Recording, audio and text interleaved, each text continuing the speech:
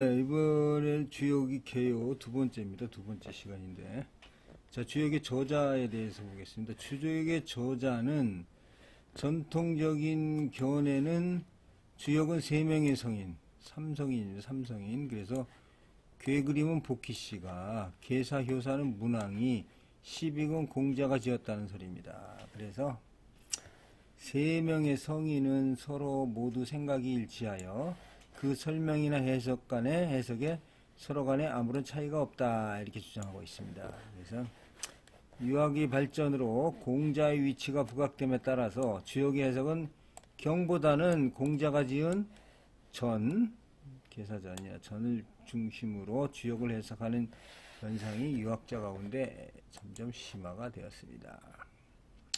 그런데 이제 그 구양수라는 사람이 있었어요. 북송에 유명한 구양수라는 사람이 처음으로 주역 계사전이 공자가 쓴 것이 아니다, 이렇게 주장을 했습니다. 이제부터 이제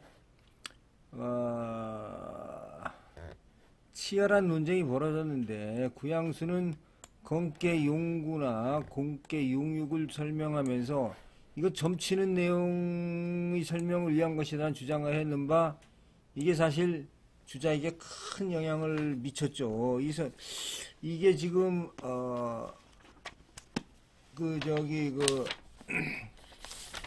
용구라는 거, 건께 용구라는 거는 뭐냐면, 건께 용구라는 거는, 자, 이 계사가 이렇게 있지 않습니까? 계사가 여기다 쓸까, 이렇게. 이게 이제 건께 아닙니까? 건께. 그럼 이게 초구, 구이, 구삼, 구사, 구오, 상구이 같고, 각각의 여기에 보면 효사가 있죠. 예를 들어서 여기는 뭐 잠룡, 무룡, 형이다. 여기는 현령, 재전, 뭐 이런 식으로 이제 여기는 뭐 군자가 뭐 어떻게 쓰고, 이게 나오잖아요. 이 나오는 거 말고 여기에는 용구라고, 건께는 요 6개 효 말고 용구라고 하는 효가 하나 더 있습니다. 이게 용구. 그 용구의 효사가 어떻게 되어 있냐면은 견군용 무수 길이다. 견물용 구수, 견군용. 용들이 머리가 없다는 거죠. 용들이 머리가 없어서, 용들이 보니까 용들이 머리가 없다는 건 길하다는 거죠. 용들이 머리가 없어서 길하다. 이게 무슨 말이냐면, 용이 머리가 없다는 얘기는, 이것이 지금 하도 이게 6개가 이미 노회화돼서, 6개 노회화돼서 이거로 바뀐 거예요. 지금 이거로. 자, 우리가 태양은 노화되면 태음으로 바뀝니다. 이렇게 바뀌었다는 얘기예요. 그러니까 뭐냐면 이 머리가 안 보이는 거예요. 머리가 안 보이는데 이름이 이게 곤깨거든요. 곤깨니까 이 경우에는 길하다, 이렇게 판단을 한 게 이게 용구의 용구. 자, 그래서 이게 건깨하고 곤깨만 이렇게 효사가 7개입니다. 효사가 이게 하나 더 있는 거예요. 용구 효사가 하나 더 있고, 이것도 용육 효사가 하나 더 있습니다. 그러니까 이제 이거는 뭐냐면, 이거는 점치는 책이다. 점치는 책. 점사가 바로 나와 있잖아요. 점사가. 그 다음에 어떻게 되냐면, 용육이라는 거는 여기서 예를 들어서 이제 여기 공깨인데, 공깨가 이제 변해서 어떻게 되니까 이게 다시 이렇게 바뀌는 거죠. 이렇게 바뀌면은 뭐예요, 이게? 이렇게 바뀌면은 이게 이 계사를 쓸 수 있다는 거예요. 이 계사가 원형이정 아닙니까? 원형이정. 응? 원형이정. 그러니까 이게 지금 이 점치는 내용을 설명하기 위한 것이기 때문에 이 계사전 같은 거나 이러한 것은 전부 공자가 쓴 것이 아니다, 이렇게 주장을 해서 아주 여러 가지 논쟁을 야기시켰습니다. 이게 지금. 자, 근데 주자는, 그래서 이제 주자는 이거를 이제 사성인설이죠. 사성인설. 사성인설이라 하면은 이제, 볼까요? 64개 그림은 복희가 그린 것이고, 괴사는 문왕이 쓰고, 효사는 문왕의 아들 주공단이 쓴 거고, 12금 공자의 저작이다 하는 거죠. 주자가 이 사성인설을 주장하는 이유는 뭐냐면, 효사 중 일부 내용이 바로 문왕 때 일을 쓴 것이다 이렇게 생각되는 곳이 있어가지고 이건 문왕이 직접 썼다고 할 수 없기 때문입니다. 예를 들어서 뭐 제을이 여동생을 시집 보내는 일이나 귀매깨죠. 귀매깨인가요? 네. 기자가 자기 뛰어남을 감춘 일들은 이게 지금 문왕 후의 일이기 때문에 시간적 차이가 있습니다. 그래서 사성인설을 주장하고 나섰습니다. 자, 복희가 그린 64개는 당시에는 글이나 문자가 없었기 때문에 그리고 지식이 없어 자연현상 일이나 미래 일의 행동에 대해서 어떤 일에 대해서 어떻게 대처해야 하는지 모르기 때문에 하나의 기준을 정한 것입니다. 자, 그리고 괴사와 효사에 대해서는 문왕과 주공이 문자를 달아서 길흉을 밝힌 것이다. 길흉. 이 주자의 주장입니다. 괴사와 효사는 바로 점사죠. 주역은 원래 기능이 점을 치는 기능이라는 것을 문왕과 주공의 점사가 입증해주고 있습니다. 그런데 공자가 지은 시빅은 점을 치는 내용이 아니고 을이 뜻을 밝힌 내용이라는 거죠. 그래서 시빅은 괴사와 효사 그리고 상에 대한 의리를 말하고 있기 때문에 문왕과 주공의 계효사와는 다르다 이렇게 주장을 합니다. 자, 공자가 지은 시빅은 공자의 시빅은 계사와 효사의 음양의 차고 기우는 이치를 좀 더 자세하게 설명하고 있습니다. 공자 해석에 있어서 바로 그 리가 밝혀져서 사람들이 준수해야 하는 진퇴와 욕망과 예의 법칙이 되었다는 것입니다. 지금까지 대부분 학자들이 계사전이나 단전, 상전은 공자가 쓴 것이라는 주장이지만 설계전이나 이런 잡계전 같은 거는 공자가 쓴 것이 아니라는 주장에 동조를 하고 있습니다. 자, 주자의 우선 저희가 주자부터 시작을 합니다. 주자는 주역은 점치는 책이다 이렇게 나오고 있습니다. 점치는 책. 그러면 점치는 책이라는 거는 이게 뭐야? 점에 따라서 이루어지는 그런 점을 예측하는 그러한 것이냐? 그러면 점은 예를 들어서 도둑이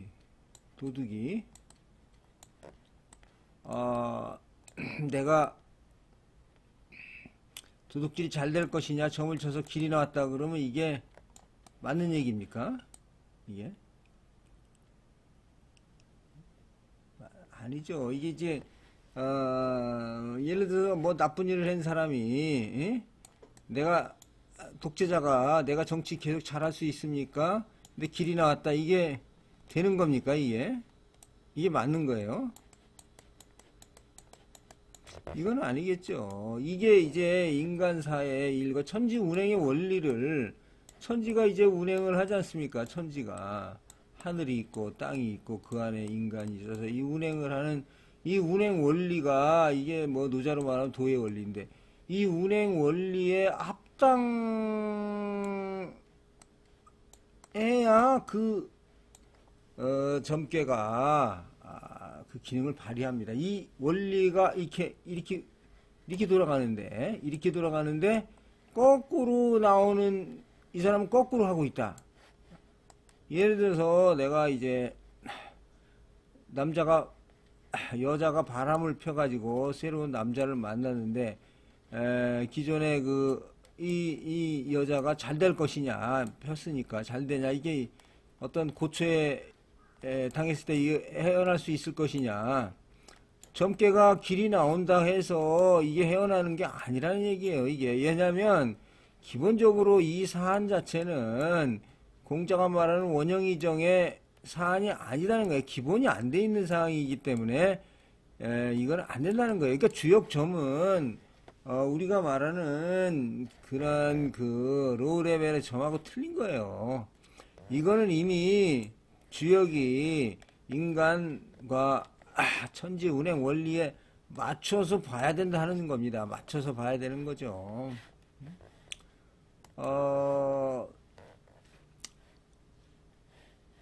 그 춘추 자시전에 보면은 노나라의 선공 얘기가 나옵니다. 선공, 노나라 선공. 선공의 부인은 목강이라요. 목강이라는 부인이 있는데 목강이 이제 그 신하하고 바람을 폈습니다. 아주 그 나쁜 관계를 맺었는데 유명해요. 근데 선공이 별로 신경 안 쓴다. 왜냐면 선공은 부인들이 많아요. 많으니까 뭐 목강이 뭐 목강하고 뭐 이렇게 자세히 맨날 만나는 것도 아니고 목강이 바람피든 말든 뭐 신경 안 쓰는 거예요. 그러니까 이제 그러나 이제 왕비니까 목강이 바람권이 세거든요. 그래서 이제 목강을 등에 업고 이 신하가 아주 그 정치에 크게 개입을 하죠. 이게 정치에 크게 개입을 해서 나중에 이 사람들이 이제 걸려가지고 여러 가지 그 노나라 사람들이 이제 해가지고 이게 이 목강이 동궁에 감금됩니다. 동궁에 감금이 돼요. 감금이 되는데 그래서 이제 그 감금이 됐을 때 점을 치게 되거든요. 그때 점을 칠 때 나온 게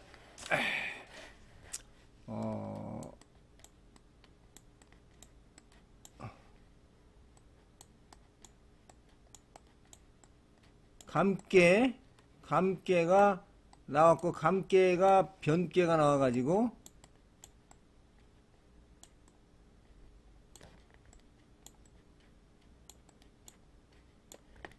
이거는 감깨고 이게 택내 숲깨입니다. 숲깨 따라가다 하는 숲깨인데 따라가다 나오다 이런 숲깨입니다. 이게 길깨죠. 아주 길깨.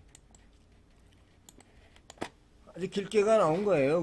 여기 길게가 나왔으니까 이 전복이 얘기하는 얘기가 이거 이제 앞으로 잘 풀릴 겁니다.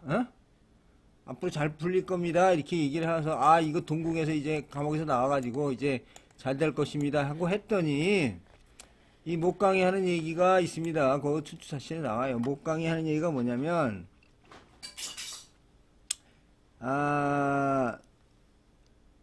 이게 뭐냐면 숙계라는 거는 이렇게 으뜸이고 좋은 겁니다. 으뜸이고 형통함이고 이로움입니다. 숙계가. 그러니까 남들이 볼 땐 좋다고 하지만 내가 그 으뜸을 받을 만한 자격이 안 된다는 거예요. 자격이 안 된다는 겁니다. 그래서 이거 내가 이 왕의 부인으로서 나라를 어지럽히고 지위도 낮은데 인덕도 없다. 내가 인덕도 없다. 그러니까 내가 바로 이 어떤 원의 형을 가졌다고는 볼 수가 없다는 얘기예요. 본인이 형이 없었고 해서 나는 이 괴가 나왔지만 이 괴는 이 기본을 갖춘 사람, 이 운행의 원리의 기본을 갖춘 사람은 길하지만 나같이 이것이 안 되는 사람은 이거는 효과가 없다. 그래서 나는 이 동궁에서 죽을 것이고 동궁에서 나가지 못할 것이다. 이렇게 지금 판단을 하고 있어요. 목강이 이렇게 얘기를 합니다. 그래갖고 자기는 그러니까 이 점을 치는데 우리가 봤을 때 점이 뭐 이게 나오면 좋다 이게 아니에요. 자기 인품이나 덕망이 매우 나빠가지고 이 길게인 숙계가 나왔지만 자신의 운명을 바꾸지는 못합니다. 예, 그렇게 생각을 하고 있어요. 그러니까 어떤 이런 어떤 사람의 인사의 기륭이나 이런 거는 도덕성이나 도덕 품성과 연결되어 있어서 이 만약에 품성이 나쁘다. 혹은 나쁜 일이다 하고 하면 점을 친다 하더라도 그 사람의 처지를 바꿀 수가 없는 겁니다. 이거는 이런 것에 이게 지금 주역의 묘미가 있죠. 주역이 나쁜 사람이 점을 쳐가지고 뭐 좋아진다 이거 아니에요. 점을 치는 사람의 본성에 이미 주역 점괘가 맞냐 틀리냐가 잡혀 있는 거예요. 이게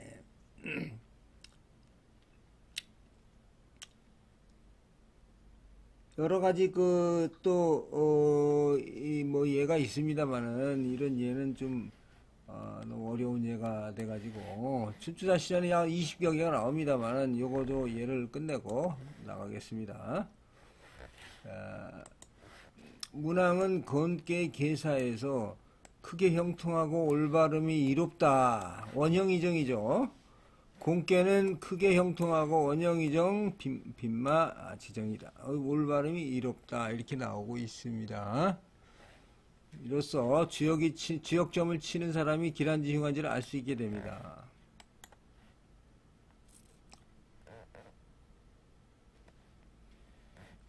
복희가 그린 이 건께상이나 곤께상의 의미가 반드시 문왕의 괴사와 일치한다고 보기는 어렵습니다. 그러나 즉 문왕이 괴사를 붙인 크게 형통하고 올바름이 이롭다는 것이 복희의 뜻은 아니라는 말입니다. 다만 복희의 상이 일보 지인일보했다 그런 의미를 갖습니다.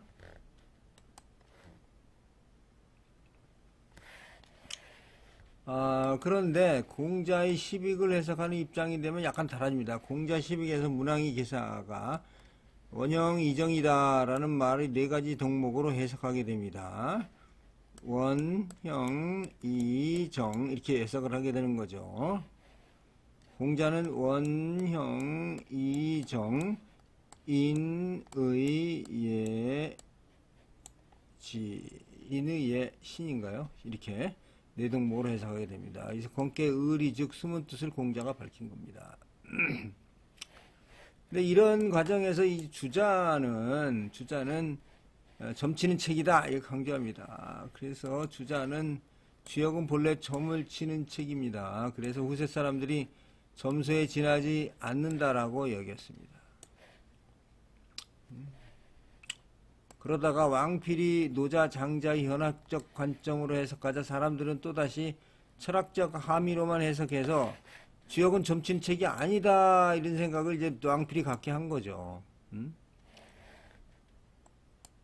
그러나 당초 복희 씨가 괴를 그렸을 때 생각해 보면 단순히 양은 길하고 음은 흉하다의 의미일 뿐 아무런 문자가 없었다고 생각이 됩니다. 그러다가 문왕이 그것만으로는 이해할 수 없다고 생각해서 괴사를 지었고 어떤 경우에 점을 쪄 효를 얻는 경우도 있었는데 이것을 이해할 수 없어서 주공이 효사를 지었다.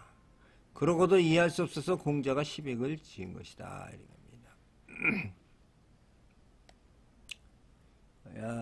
춘추 자시전에 보면 약 20여 개의 이게 나옵니다. 요거는 제가 다음번에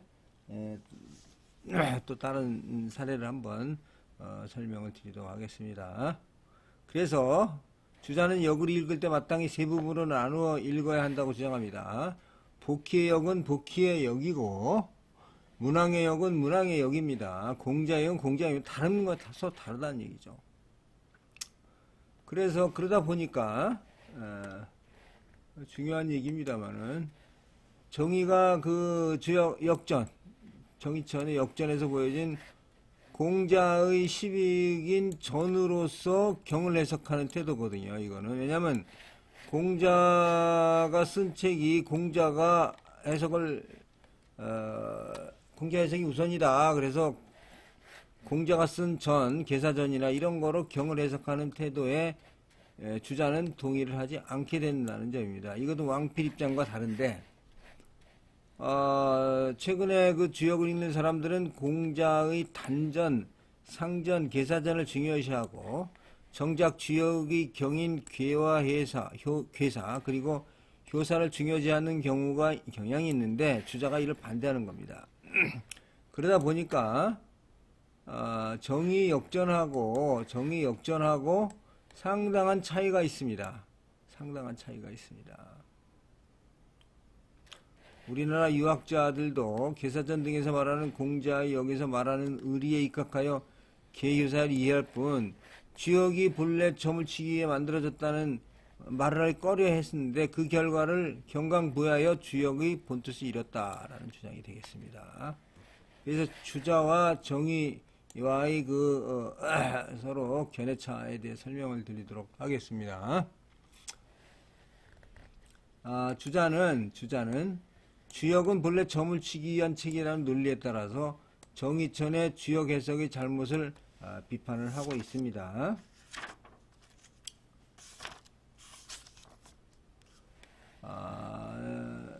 정의천은 주역의 해석에 있어서 위대한 도리를 보았으나 그래서 저렇게 항상 그 도리에 입각하여 말하고 있지만 주자는 주역을 올바르게 해석한 것이 아니다 이렇게 주장합니다. 이게 엄청난 비판이죠. 그 비판의 예로 앞서 설명한 구양수 주장을 들고 있습니다. 즉 건께 두께 용구가 있고 용육이 있었죠. 제가 말씀드렸습니다. 여기 건께 곤께만 효사가 7개입니다. 효사가 이게 6개가 돼야 되는데 건께하고 곤께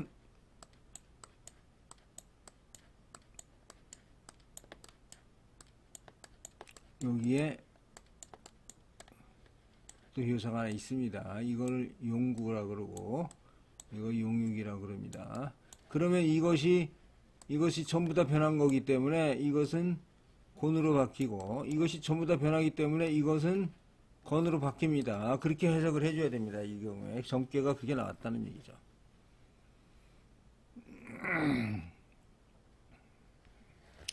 정의의 그 역전에 보면은 이거 왕필의 영향하에 상정과 문헌전의 의미를 취하여 용구는 하늘의 덕으로 해석합니다. 그래서 자신이 강건하다는 이유로 천하에서 앞서려고 한다면 흉한도이다 이렇게 주장을 했고 따라서 여러 양의 올바름을 보고서 머리가 되지 않으면 길하다 이렇게 으로서 치의설로 설명을 하고 있는데 주자는 구양수의 설명에 따라서 건께 용구 효사는 점을 친 기록의 문장으로 용구나 용육이 나온 사람은 변호점을 써야 되는데 이것이 바로 시초점의 법칙이다 이렇게 주장을 합니다.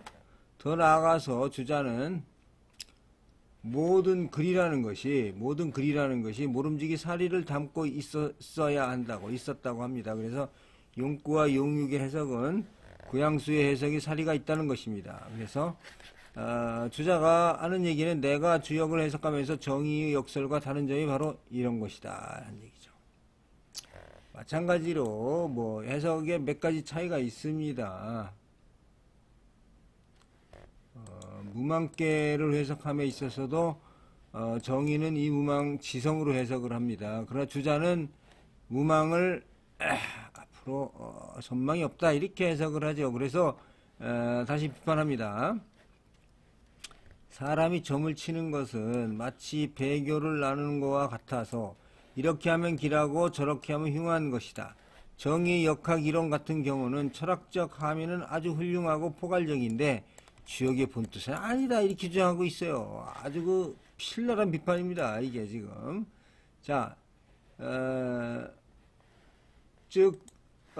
주역에는 정의 역설에서 주장하듯이 공자가 10이긴 전으로서 경을 해석하는 것을 극도로 비판하고 있는 것입니다. 복희와 문왕의 뜻은 공자의 뜻으로 해석의 기준이 틀리다는 점을 간과하고 있다는 주장이 되겠습니다.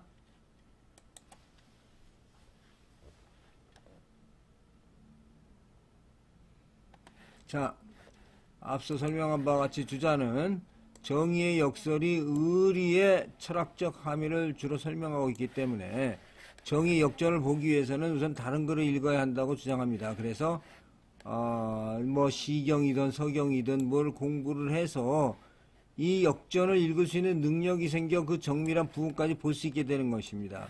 즉 정의 역전은 주자 생각의 주역의 개설서가 아니라 주역의 심화 학습을 위한 책이라는 거죠. 우리가 수학을 공부할 때도 기초 수학 공부하고 수학 공부하고 이렇게 공부하고 이 제일 어려운 무슨 수학 이런 고등학교 대학교 입시제도 이런 게 있었어요. 옛날에도 보면 순서대로. 그러니까 여기서 보면은 이 주역의 정의의 역전은 제일 어려운 부분이다 이거죠. 그러니까 그 옆에서 밑에서 이 역전을 읽을 만한 어떤 그 기본을 공부를 먼저 해랍니다. 그래서 역학교몽이라는 책도 주자가 썼습니다. 그 역학교몽의 점치는 점을 해석하는 방법에 대한 설명이 나오는데 이거 다음 시간에 한번 보도록 하겠습니다.